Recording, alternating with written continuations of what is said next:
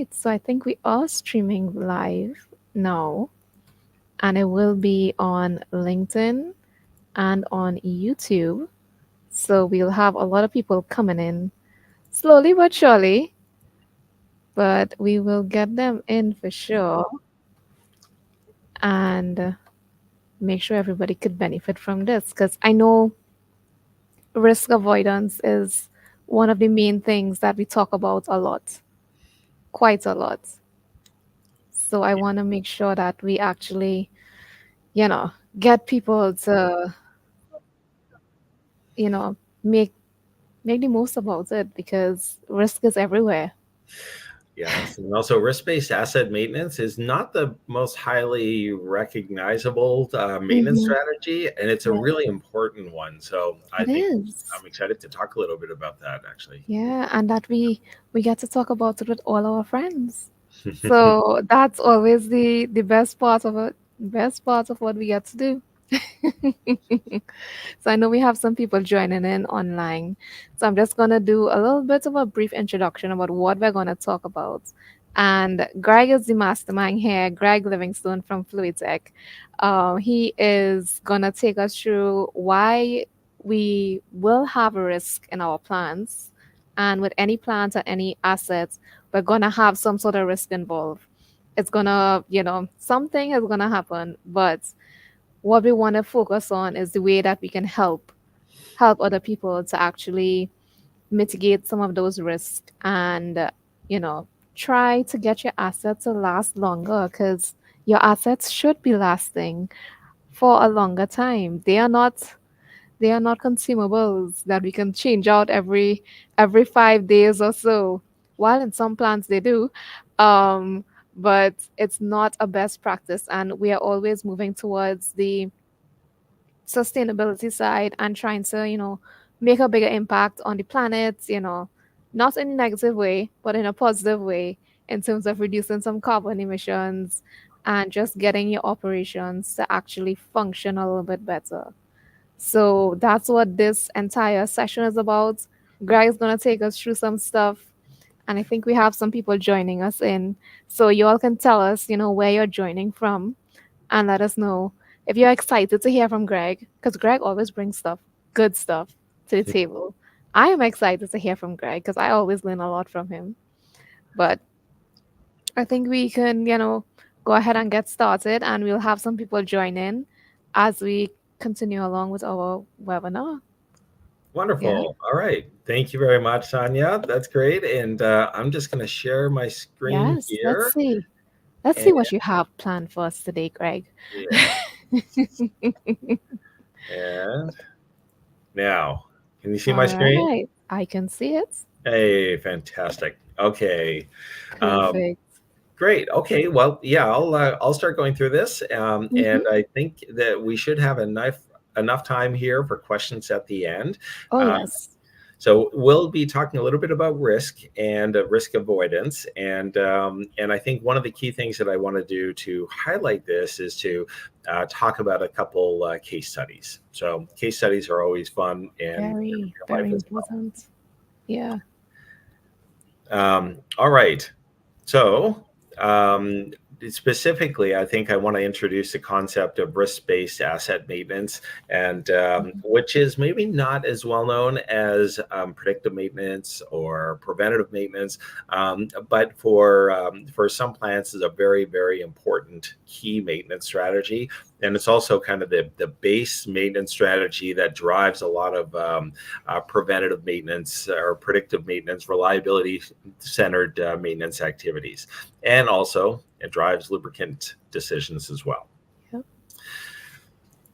Let's start very simply, very high level, and just look at risk. So, risk can you can define risk by the probability of failure times the consequence of failure. So, the probability of, say, my light bulb here failing is very high. It's going to fail here at some point, but the consequence is pretty low.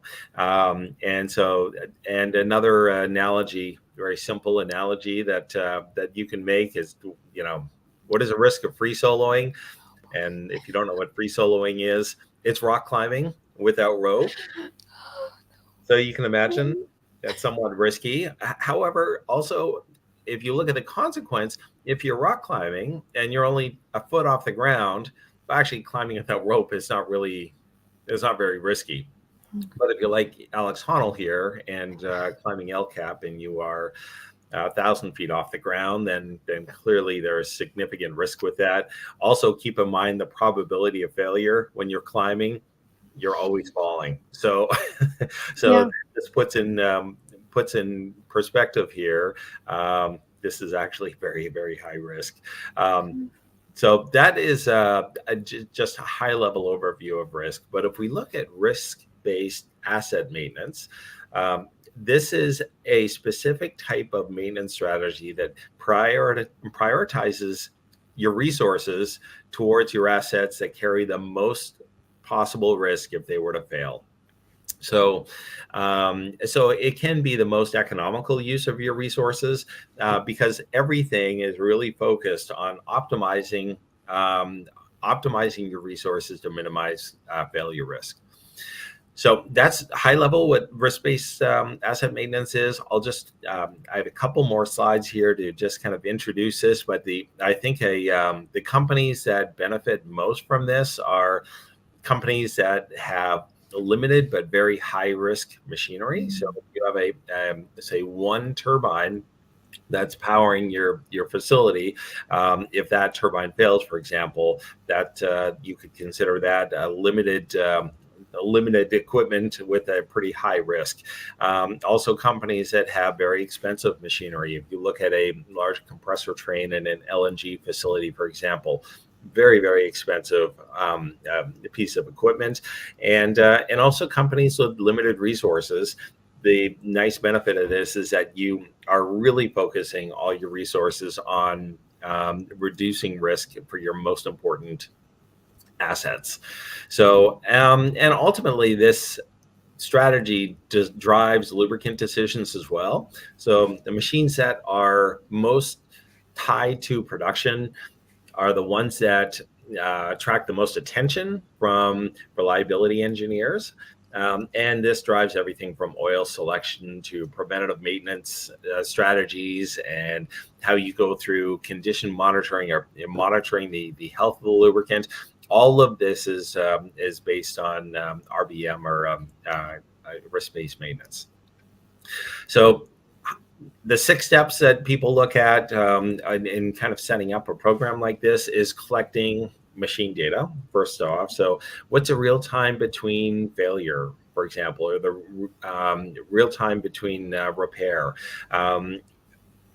Second is looking at the risk of failure. Is there an opportunity for this component to fail once a year or once a month or once every 50 years?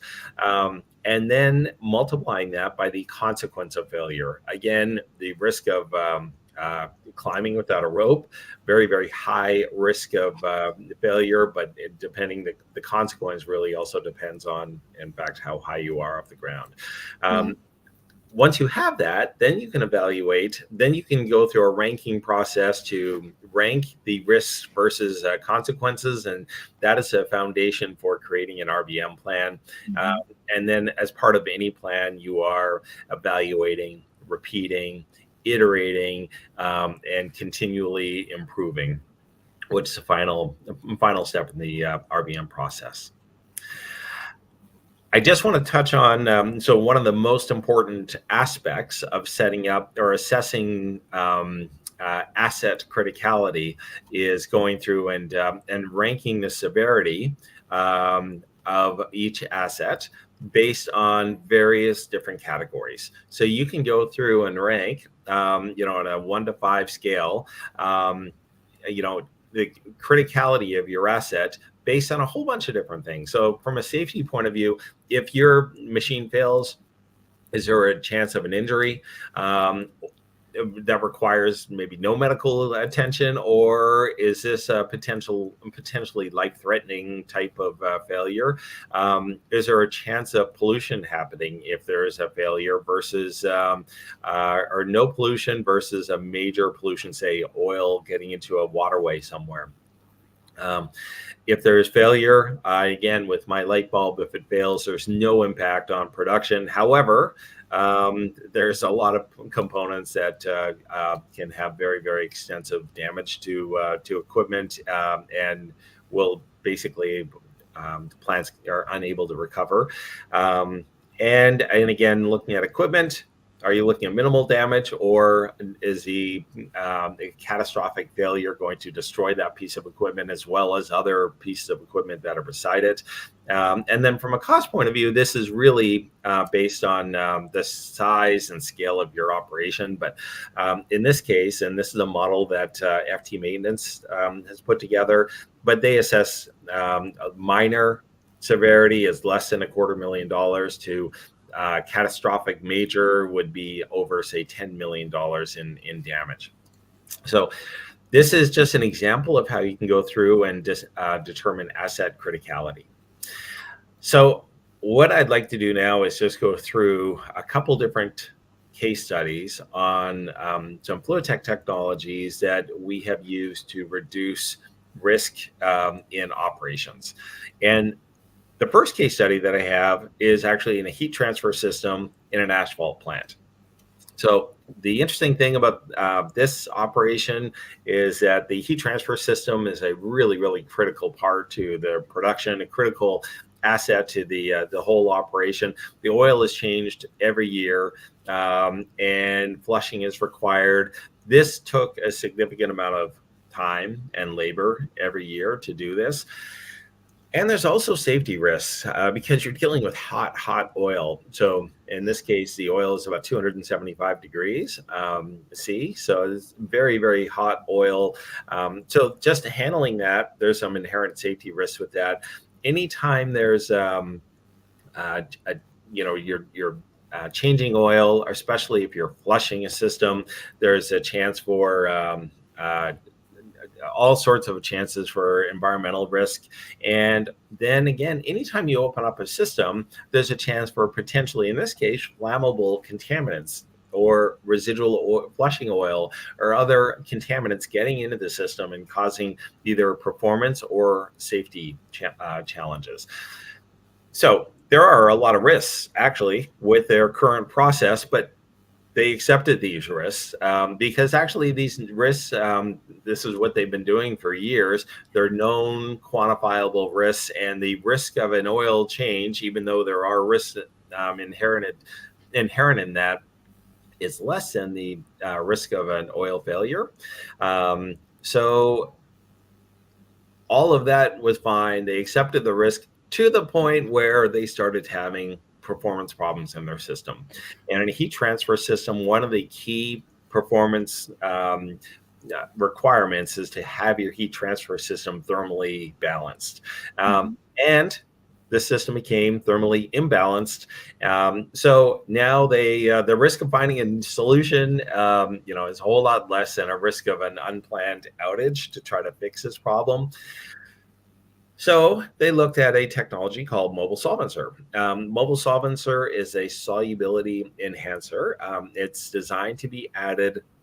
It's a Group 5 base stock that's designed to be added to in-service lubricants to increase their solubility and really help in managing deposits. And in this particular case, in this heat transfer system, the oil is circulating at very, very high temperatures. It typically degrades due to either thermal degradation or oxidation, but the result of either forms of degradation are deposits, carbon-rich deposits.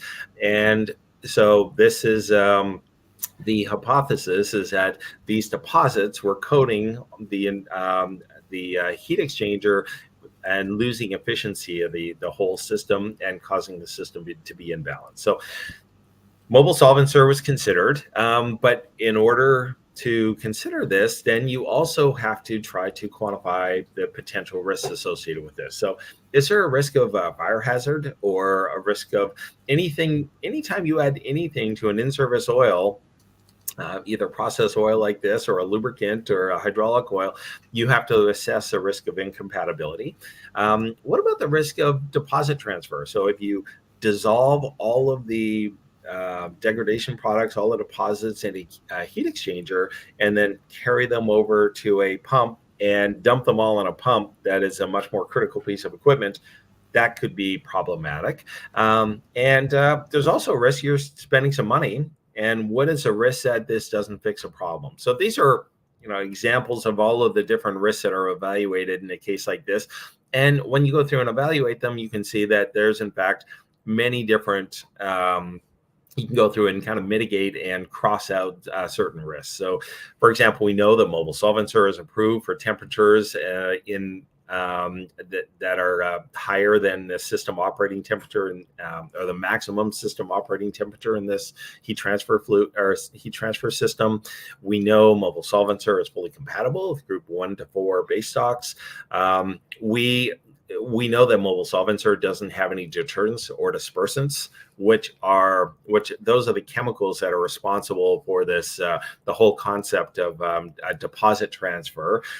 So if you agitate and remove a bunch of contaminants from one part of the system, but deterrents and dispersants will keep them all in solution, and there's a chance of deposit crashing happening, say at a more critical part of the system, say at a pump. So there's not a chance of that happening with mobile solvencer because there's no surface active chemistries being used.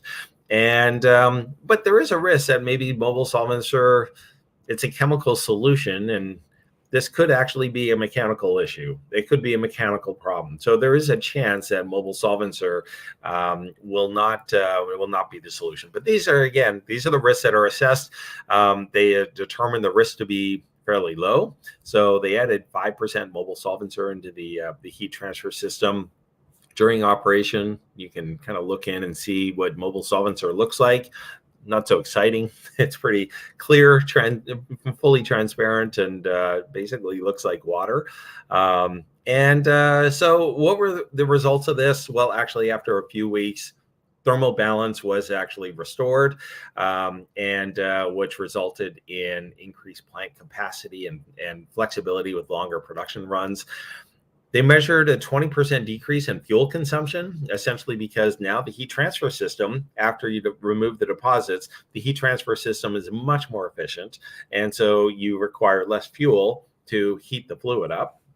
They had no hot oil breakdowns, and every time you're actually you're heating up the system, you're using the pump, and that will result in accelerated wear. So there's reduced pump wear, lower maintenance costs, and a big thing is they were able to skip the oil change. Everything, they had just planned on doing this to see if it could help restore production.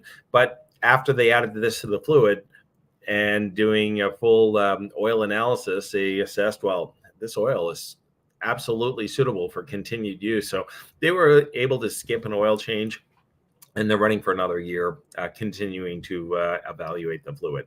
So it's interesting in this case, if you look at their previous kind of maintenance strategy of doing an annual oil change, there's actually a lot of inherent risks with that. It wasn't until there was actually a productivity, something that is threatening production, that they looked at maybe another way of reducing the risk in the system. And mobile solvencer acted as a change agent, and it's now being implemented in their other heat transfer systems to be able to lower risk across those systems as well.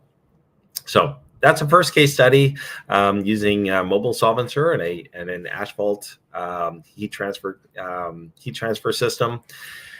Second case study that I want to talk about, a totally different application at a U.S. university. And this university is powered by its own power plant using an industrial gas turbine. And this system had really regular oil sampling, yet there was still an outage that occurred. And so they investigated the potential. So because of this outage and because of the criticality of this one turbine that's providing power to the whole campus, they investigated the use of online sensors to help mitigate possible future failures. And if you look at this, if you look at the results of their testing, the first thing you can see, we're looking at acid number and viscosity. And anyone that has analyzed or looked at results of turbine oil samples before, you never see a change of viscosity. It's very rare. And even acid number, you don't see a change. And here we see the viscosity increasing up to about 100 centisoaks from an ISO 32 viscosity grade, and the acid number jumping up to 19.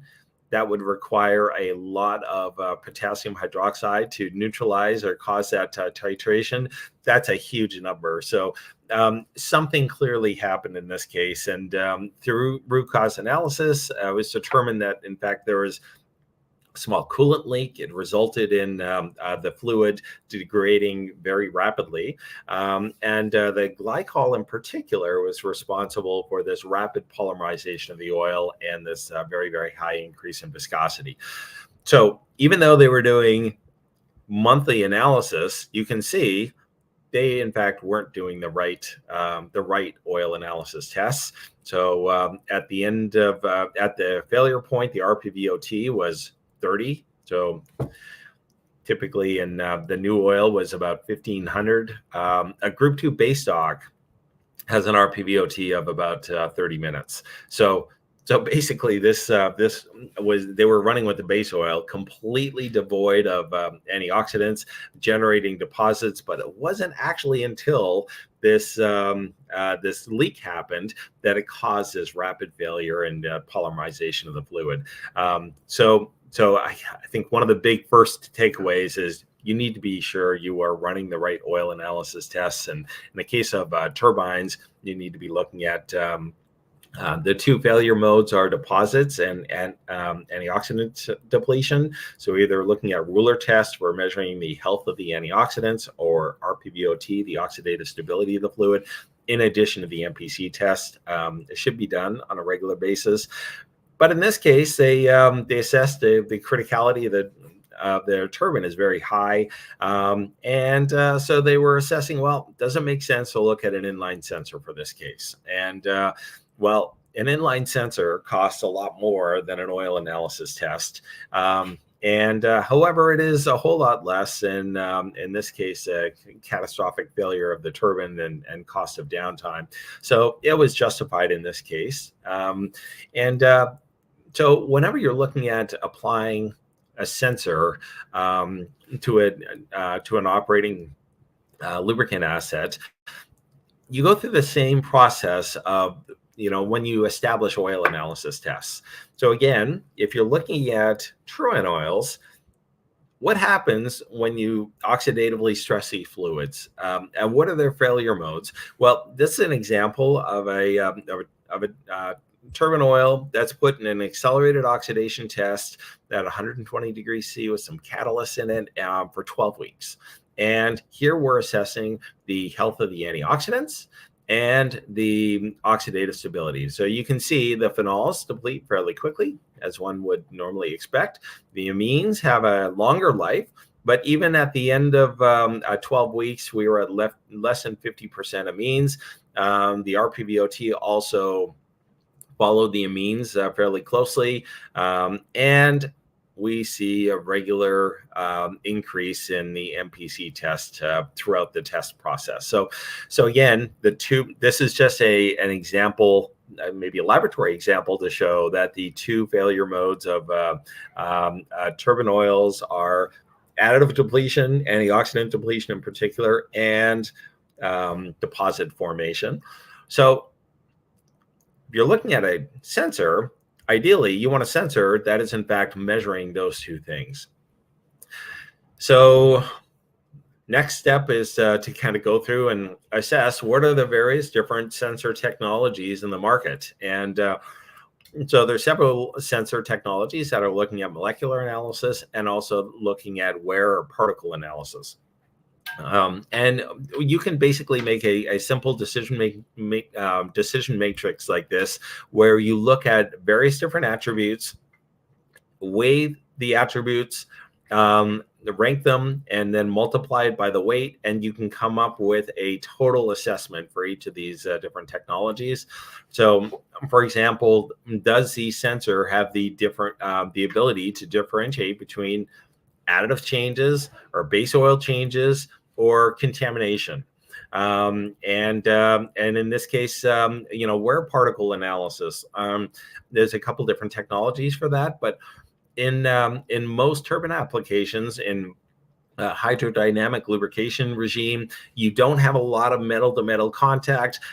You don't have a lot of wear metals actually being generated. So the value of these technologies are a lot less in turbine applications.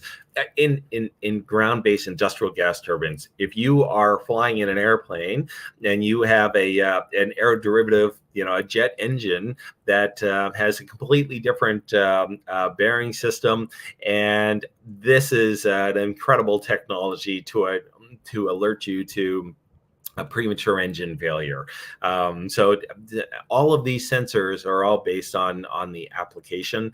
But in this case, you can go through and rank these different technologies: dielectric constant, impedance spectroscopy, mid-infrared, and compare them for this particular application. Through this analysis, it was assessed that mid-infrared presented the best opportunity for measuring antioxidant health and varnish potential. And so that's what they installed. And this is a spectrolytic fluid inspector. And one of the unique things about this sensor is that it's the only sensor that I'm aware of that is actually providing laboratory quality spectroscopy. So you can correlate these samples directly to FTIR analysis that you would get from your laboratory. So most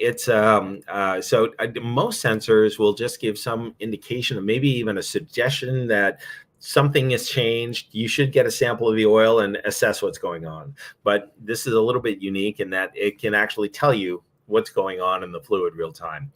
So it was installed in this industrial gas turbine, and the sensor was optimized to measure amines, phenols, oil oxidation, and also solvencer content. So this, in this case, there is some mobile solvencer or solvencer technology in the turbine oil and the sensor could also monitor the content of that. So the overall results of this is that there was, you could just see over the course of a year, fairly consistent increase in oxidation. This is a very oxidatively stressful application for turbine oils, and it allows for action to be taken prior to hitting some critical alarm levels. And we also saw that there is a very, very good consistency with this and laboratory FTIR analysis as well. And so in this case, the sensor results are looking identical to the laboratory results, and again, the risk of a catastrophic failure has been reduced through online real-time monitoring. So that's case study number 2. I have one more case study that in this case is looking at extending oil life in this is a propylene refrigeration compressor at a major refinery. This is a joint paper that was actually just presented earlier this month in Kuala Lumpur. With ExxonMobil. So we'll just go through the high level results of this. But in this case, this is a compressor train, very critical compressor train consisting of a motor fluid coupling and a compressor and one common lube oil reservoir that's lubricating the bearings in all of these different components. It's a 16 or almost a 16 megawatt motor, so a fairly large size system, and it's about a 40,000 liter reservoir of an ISO 46 turbine oil. So the plant went through, and the cost of doing nothing in this case. So the part of the risk assessment is, hey, if we do nothing to this system, what are the potential costs? Well, in this case, this compressor train is it's supporting a very, very expensive critical plant with a lot of money at stake, and shutdowns are scheduled a long time in advance. Every 4 years. And if you have an oil, if the constraint between now and your next oil or your next major outage is oil related, then that oil becomes a pretty significant risk. So there are risks of not doing anything. Should there be an oil related risk, and there's also risks of actually doing an oil change. So there's an impact again on performance, compatibility, safety, environmental risks. Often during outages, equipment may be damaged, so there's potential operational and maintenance risks and contamination risks. So the risk was fully assessed, and then they looked at trying to extend the life of the oil by adding antioxidants to the in-service turbine oil with a product called Decon AO. And but with Decon AO, again, anytime you're adding something to an in-service oil, you're introducing potential risks. So there's potential compatibility risks. Again, anytime you are handling oil, there's potential risks. There's operational risk. What if there's in fact a compatibility issue with this and it threatens operations? So these are all risks that have to be kind of evaluated and assessed. And so what the plant did is a simulation test, which allows you to take the in-service oil, add this chemistry to it, and then do compatibility testing on it. And you can really first screen out if there's any potential for incompatibilities. So confirming compatibility. And second, it can estimate the performance or the impact of adding this to the fluid. So that's what was done. And after testing, they assessed that adding Decon AO was a lower risk activity than either a potential oil failure or having to actually go through an oil change. So a lot of testing was set up prior to this. So we followed ASCMD 7155. There's multiple tiers here that are specified in this ASTM method, looking at visual appearance, interfacial properties, physical and chemical properties, and also some specific performance tests such as RPVOT. So Decon AO is determined to be compatible and capable of restoring oil performance. And so it was added to the system, and the impact was that the results actually were very much in line with what the simulation testing showed. And so excuse me, in this case, the acid number was reduced. The MPC was reduced. It wasn't very high, but it was reduced from a 20 down to single digits. Amines were restored to over 100% of new. And so this has been running down for the last couple of years. The oil is incredibly stable. So we've seen virtually no depletion of antioxidants. And the plant assessed that the total cost savings was in the range of about $350,000, and also determined that the carbon footprint savings was equivalent to about 30,000 kilograms of CO2 per year. And again, this was taking into account both oil changes and flushing activities associated with oil changes. Great. So that's case study number 2 or 3. And so to conclude, risk-based maintenance, it's a widely used maintenance strategy, which can drive both maintenance decisions and lubricant decisions. It is a fantastic tool for focusing your resources to reducing risk in your most critical machines. And a key part of this is really identifying the risks of your current practice. That's something that in the first case study we saw, this was the risks of their current practice were just fully accepted as the risks of doing business. It's always good to kind of reassess whether or not you can do things in a lower risk way. So, and RBM is a great tool for this. And finally, we saw that three case studies where fluid tech technologies can be integrated into our RBM programs to lower risk. In the first case, we extended oil life and restored system performance in a heat transfer system.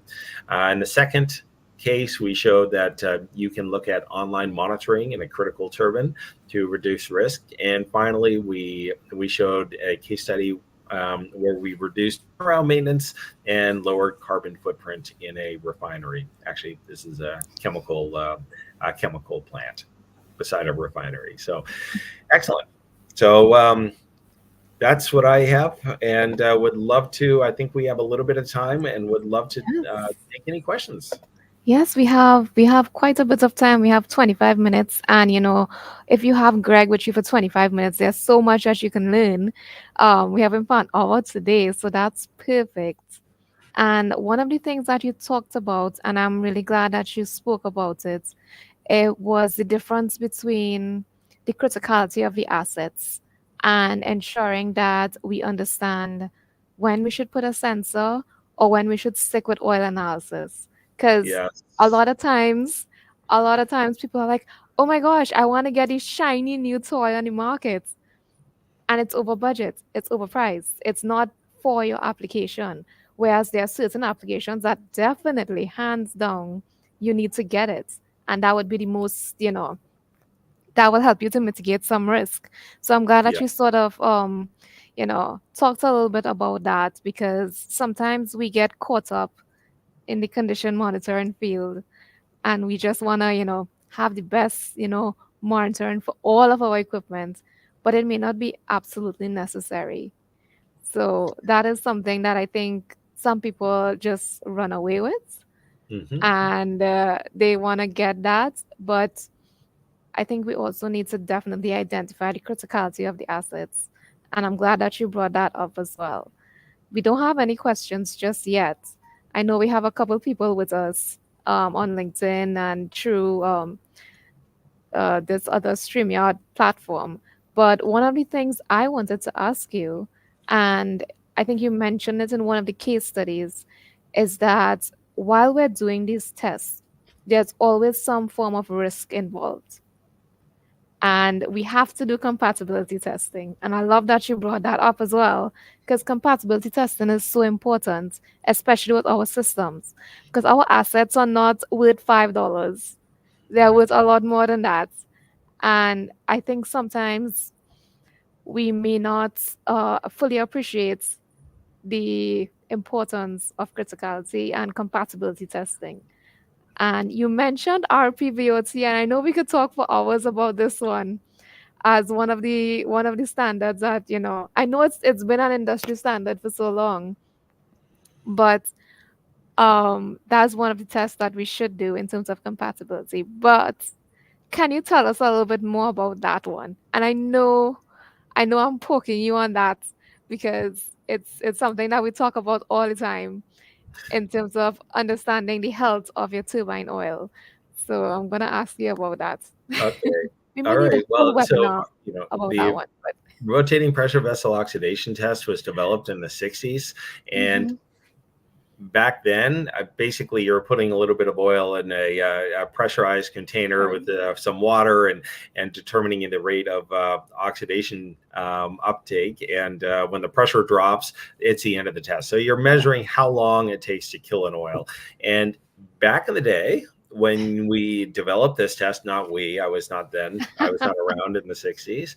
But if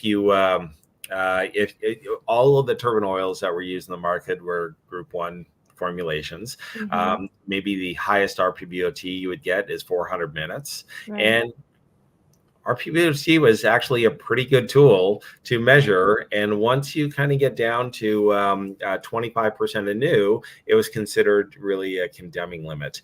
And, in one of my, in the first case study, maybe the second case study, I referenced that the RPBOT of a Group 2 base stock Hmm. is about 30 minutes. Yes. The RPBOT of a Group 1 base stock is about 80 minutes. So Ah. some of the there's saturates and some aromatic properties in group ones that cause them to degrade quicker, but they actually offer a little bit of natural antioxidancy to the base stock. Mm. So back in the day, we had a 400-minute oil. When it got down to 100 minutes, you're basically devoid of antioxidants at that point. And but even when you're done, all your antioxidants are gone. Your turbine oil still has some natural antioxidant left in the fluid. So I think it's been a very good test for us for Mhm. the last 50 years. The challenge is that we have gone to more highly refined base stocks with more complex additive components. So back then, the phenols were the primary type of antioxidants that were used. In fact, there was one type called BHT, which is no longer used in Yes. turbine oil applications, but it's actually the same kind of antioxidant chemistry you may find in your Cheerios or something to keep your food uh, shelf stable. And but Now we have multiple different amine chemistries that are more complex to measure. The challenge that we have seen is that RPBOT has lower precision as Mhm. we get to some of the higher values. Yeah. So we just tested a turbine oil recently with an RPBOT of over 5,000 minutes, uh, Wow. which is Yeah. insane. We've seen several that are 3 to 5,000 minutes plus, but the precision of the RPVOT test, if I saw 1,000-minute drop in value, it would Mm. basically meaningless because Oh, the precision of RPVOT at that level is just it's just not very good. Um, okay. so anyway, that's one of the challenges. So in those applications, I am somewhat biased and believe that the Ruler is a preferential technology, but ultimately, either test can help you assess the oxidative Mhm. state of the oil and can help you drive better maintenance decisions. Yeah, and I think that's really important because sometimes a lot of our operators they are very focused on how they can assess the health of their oil, and they're looking for the different types of tests that can actually help them, and that's what we need, because as you spoke about before, the condition monitoring of the oils, that's what helps us to assess if we have any sort of risk to our system, or if we have things come like contamination coming in or some sort of degradation happening. So I think that is one of the more important things, especially with condition monitoring, is consistency and making sure that you have the data to trend that consistency. Because once that starts going down or going up in certain cases, that's where we start seeing we have the issues. And I think that's where we can, make a judgment call and say, okay, well, we may not be able to replace this turbine oil right now, but this is what we can do instead. And I know you spoke about the case study with the mobile solvancer and the way that they've used it. And I was just wondering, they did compatibility testing and they made sure that everything could have been used properly. What they saw a saving, and I can't remember the exact number, but they saw a financial saving and they also saw a saving in terms of a positive impact on the environment in terms of carbon emissions. How do you calculate that? I'm not asking for the full calculation because that's very complex, but how do you calculate what sort of an impact you're having on the environment with these type of situations? So high level, you perform a life cycle assessment, Ah, okay. so an LCA will help you Mm-hmm. calculate. So one of the things in the life cycle assessment, you look at there's 19 midpoint indicators, everything Yeah. from how much water you're using to your carbon footprint, and Mm-hmm. people actually only look at the carbon footprint component of an Yes. LCA, at least in our space. But an LCA will help you assess all of the carbon equivalent components that are going into manufacturing the product and shipping the product and blending the product and finally disposing of the product. And then you can assess by adding something to the fluid or extending the life of the fluid what kind of carbon impact you can have. I will say on this that those of us in the lubricant space, we look at carbon footprint as Mm-hmm. this is if we can reduce the carbon of our lubricants, that's so important. Mm-hmm. Our customers and users don't look at it this way. They say, Mm-hmm. look, the impact of your Yeah. oil is literally, it's this big, the impact of compared to the amount of carbon that I'm releasing. And so actually what is more valuable, I think, is if you have an opportunity to provide something that is more energy efficient. Energy efficiency will lower your carbon footprint dramatically more than switching to, say, a vegetable based oil or some kind of fully sustainable oil. So if you have the ability to reduce energy efficiency or extend equipment failure or component wear, all of these things can have dramatic effects on reducing carbon footprint. And in fact, those are all the things that end users care most about as well. So even though that we're focused more in the oil industry on how can we lower that carbon footprint of this drop of oil, the impact of this drop of oil on a plant's production can have a much, much, much bigger impact on the overall carbon footprint. So Yes, and I think it's so important because sometimes in our industry we just talk about, you know, we talk about the savings, the financial savings, but we don't focus too much on the environmental savings. And I think because of, all these things that are going on right now, it's a very, very important topic. And we need to start getting more people involved in it and getting more people to understand the life cycle and how things actually work in terms of calculating that. Because you can make so much of an impact on your plants, or I would say it's on your environment, by just trying to find a better solution or something that can actually be filled for life, or mm, within help you in terms of mitigating some of the risks. Because when we start talking about putting things in place for a shutdown or a turnaround, there's a lot of costs involved in that. And if it is that you don't need, similar to what we talked about with the heat exchanger, like they were seeing so many issues with that. um but just by doing a low risk solution, that kind of helped in terms of their overall costing. So I know we can apply it to, and I love the fact that you did different scenarios. So you had one at a university, one at a plant, one at different places, because a lot of times we think that it's just particular to turbine oils, and that's the only place that we can use it. But it has so much more value that we can add to it. yeah. So I love the fact that you touched on that and made sure that we understood all of that. But I don't think we have any questions, so I think you did pretty good. Like you definitely helped them out and made sure that they knew everything that was going on, especially in terms of, mitigating some of those risks and understanding that. So I want to thank you so much for your time today, Greg, because I know Okay. you're a very busy guy. I don't think I'm not seeing any questions coming in, but I know that this will be staying on LinkedIn for some time. So if you had any questions, just drop it in the chats, drop it on LinkedIn, drop your comments in, and I'm sure Greg will actually come. Oh, we have actually a comment coming in, and you're gonna. I'm gonna try to pronounce that name.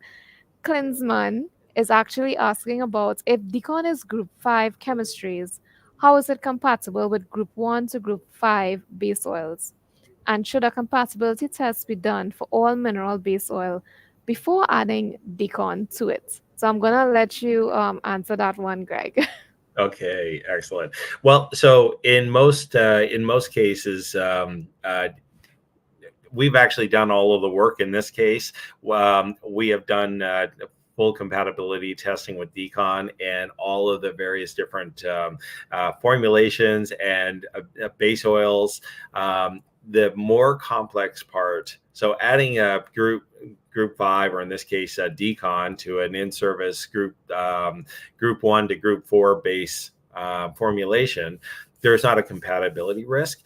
But the moment you start introducing additive chemistries, things become much more complex much more quickly. And so that's why if we use a product like Decon AO, we're now introducing antioxidants back into the in-service oil, and there could be a chance of antioxidant incompatibility or anti-synergies that happen with antioxidants. So that's where we really look at doing a lot of compatibility testing. But ultimately, if the customer wants to do compatibility testing, a nice thing with the testing that we do before adding Decon, if you have an MPC that's in your 40s or 50s, and you can send a sample, add a little bit of Decon in. You can even do this in the field.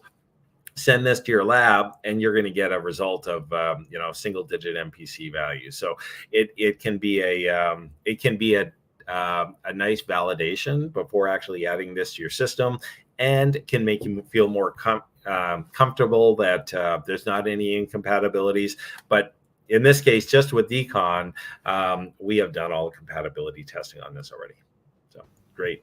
Klinsman, thanks so much. Great question. Yes, that was a pretty good question, because I know people are always very concerned. Turbines, like I said before, they are not worth $5. They're pretty expensive. So you want to make sure and you want to know that what you're putting into it is actually something that can help your system and is not gonna, foul the system in any way. And I think we saw it with that case study with where they used the mobile solvents. So that was, it looks like water, and maybe these systems need that because it's so clear, but it definitely helps in terms of decontaminating your system. I will probably try and hold on for a little bit, because I think we might get some more questions coming in as people are now, I want to say they're now waking up, but I know different parts of the world, we have different things going on. So I will not say that they are now waking up, but they're definitely tuning in to find out what's going on with this risk avoidance session. But one of the things that I saw in your presentation as well is that you talked about the assets and the fact that you can identify, you had a particular graph with the sensors, and trying to figure out which one we should use. And I think that's important, because sometimes we forget, or our our operations or maintenance, they're the ones tasked with choosing a sensor, and they need to know like which one you need to do, which sensor is appropriate. And you talked about the mid-range sensor, mid-infrared sensor. So can you give us a little bit more information on that? Yeah. So a mid-infrared sensor. So if you look at the full visible spectrum, or the full light spectrum, there's visible is just a very, very small part of this, and mid-infrared is a little bit further up the scale than that. And but basically, if we can assess, it's looking at mid-infrared is looking at the molecular makeup of oil, and if you look at the molecular fingerprint of an oil, then you can say, well, what happens when it changes? And typically the two things that happens, you'll see some peaks will be reducing. So you'll see some peaks that the additives will be changing molecularly, and so you'll see those additives depleting, and the peaks in infrared analysis depleting, and then you'll see addition of new chemistry being added, new molecules being formed, such as say oxidation products, ketones and peroxides, and some of these oxidation byproducts. So infrared is a really powerful tool to give you a full overview of any molecular changes in the oil. And in any kind of hydrodynamic lubrication regime, that is the most important. Understanding the molecular makeup of the oil and any changes in that is probably the most important characteristic to monitor. Actually have, that's a good answer, Greg. We actually have another question from Kilnsman, and he's asking, how long will decon take to dissolve the contaminants before they precipitate out of solution? That's an important question. It's one that, you know, I know Greg addresses a lot. And sometimes a customer only wants to dissolve the contaminants before the next oil change. So how would you help them out with that one, Greg? So I view if you look at soft contaminants in oil, so internally generated oil degradation products, um, an oil has a certain capacity to hold contaminants. So a group one oil, for example, if you view this as a bucket, a group one oil has a little bit bigger bucket than a group two oil, which can only hold a small amount of these degradation products. Adding decon to the fluid, now you make the bucket huge. You allow the all of these contaminants to be dissolved or to stay dissolved in the oil. And because it's a base stock, we're not adding additives that deplete over time. It's a permanent change to the base stock, so it is permanently giving you a great big bucket of to hold all of these degradation products. So it's a pretty so it works long term because it's a permanent solution. That being said, you still have the chance that at some point the bucket could fill up. In a group one oil, it's going to take a certain amount of time. In a group two oil, maybe less time. If you add decon, it's going to take much, much longer for this bucket to fill up. But you're still, at some point, the oil is continuing to degrade. Soft contaminants are still continuing to be generated. And so it's not like a silver bullet that you can just add it in and then forget doing oil analysis tests. You should still continue to do MPC testing. The difference is your MPC results are going to be much, much, much lower. But when you start to see those MPC results increase, it is a sign that the bucket is getting full. So then you have some options. You can do an oil change. You can put a varnish mitigation technology like ESP on the system to remove these contaminants and kind of recharge the bucket, like wringing out the sponge. Or you could even add more decon of the fluid. So there's multiple options, but I love this question because if you add this to an in-service oil, you need to continue doing your regular oil analysis testing. So, thank you. Great question. Yes, that was a perfect question because I think sometimes we forget and we think that when we put a solution in that that's going to solve all of our problems, and we're just never going to have to worry about the oil again, which would be wonderful if we could do that. But it's always important to still continually monitor your oil because it actually gives you what's going on with the health of your oil, what's going on with the health of your assets, and those are the things that you want to monitor. Because if you have not solved the issue of the varnish being built up in your oil, you will always have that issue happening again and again until you actually solve that. So I know this one, and I guess again, Greg, it depends on your system. Like how long will it take? Because different systems will take different amounts of times, and depending on how the criticality of a system and the amount of varnish in a system, I think, those are the things that we need to assess as well and make sure that we actually cover that when we're talking about the different risks. So I don't think we have any more questions right now, but what we'll do is that if you all have any more questions, just leave it on the LinkedIn, on the actual LinkedIn live, and Greg will probably come back to it. And I know Greg is probably going to come back to it and make some comments and answer some of those questions. But again, thank you so much for your time today, Greg. I know we're trying to keep it as an hour to make sure that everybody gets their stuff in. But thank you again for your time and for everybody that joined us. Good questions. We appreciate you sending those questions in and definitely joining us for this session. So thank you so much for that. Thank you for moderating, Sonia, and You're most appreciate this. welcome. Okay. All right. Bye.